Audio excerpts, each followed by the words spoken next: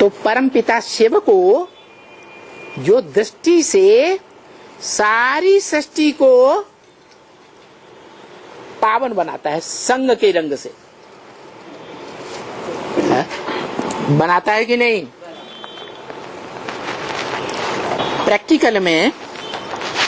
Practical कर्म इंद्रियों के द्वारा बनाता है या हवा में बनाता है?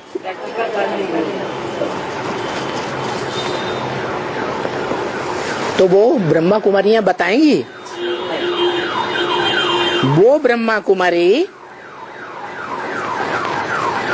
जो ब्रह्मा के वंश से चंद्रवंश से कन्वर्ट होकर सूर्यवंशी बन जाती है, वो अभी बता सकती है तो उसका बाप कौन? वो शिव कौन, जिसकी शिव शक्ति ब्रह्मा कुमारियां अपन को कहती है? उसका प्रैक्टिकल रूप क्या है शिव का? जो दृष्टि से, दृष्टि के फोर्स से सारी सृष्टि को पावन बनाता है। और चार चित्रों में कोई एक चित्र में आत्माओं के बाप ने साक्षात्कार के आधार पर ये साबित किया है कि वो एक ही रूप है जो दृष्टि के आकर्षण से सारी सृष्टि की मनुष्य आत्माओं को, 500-700 करोड़ आत्माओं को आकर्षित कर लेता है अपनी ओर। कैसा आकर्षित करता है? जो मुरली में, वेदवाणी में बताया, मन मना भव। क्या? मत मेरे मना, मन में, भव माने समाज। किसने बोला? कौन सी आत्मा ने बोला? ये मन मना भव कौन सी आत्मा ने बोला है? शिव बाप ने। उनको मन है? शिव को तो मन है ही नहीं, वो तो अमन है।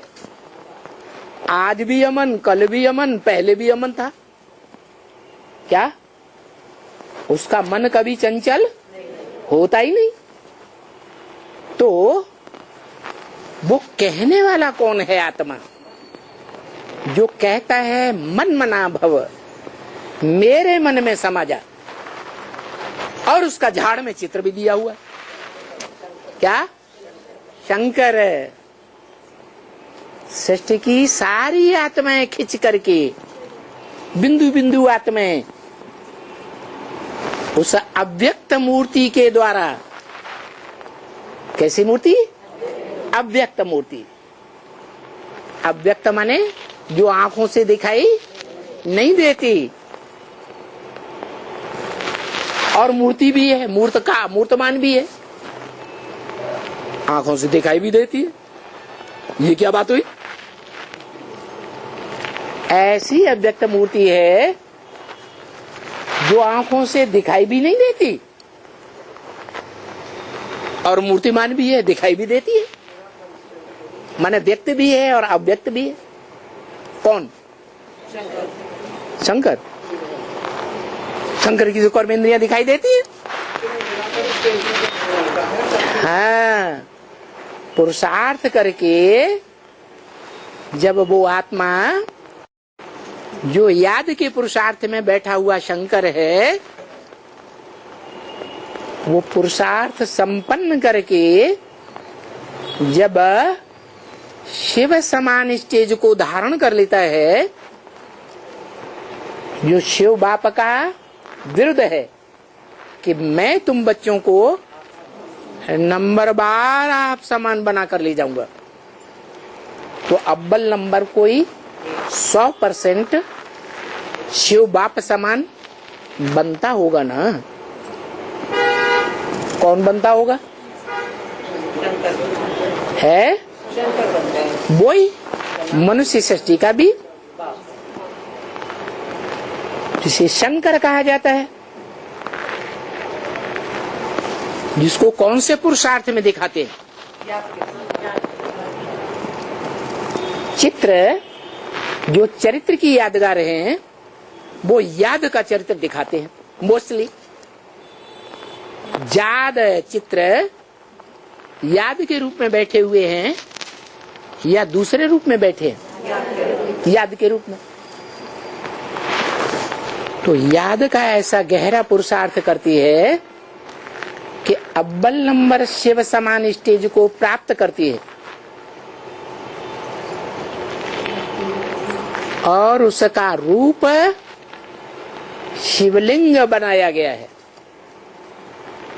जो लिंग बड़ा रूप तो देखने में आता है, व्यक्त है, आंखों से देखने योग्य है, लेकिन उसमें नाक आंख कान हाथ पांव इंद्रियां देखने में नहीं आती, तो अव्यक्त है। अव्यक्त है माने अव्यक्त भी है और व्यक्त भी। इसलिए गीता में आया है अव्यक्त मूर्तिना। क्या ये सारा संसार उस अव्यक्त मूर्ति से ही जन्म लेता है और उसी में समा जाता है।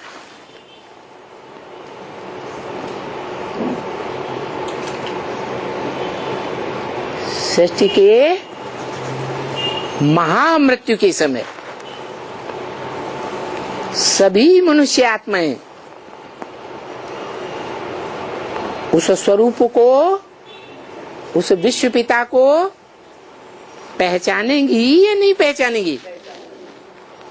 जब पहचानेंगी कि ये विश्व पिता है, विश्व में स्वर्ग भी है नरक भी है,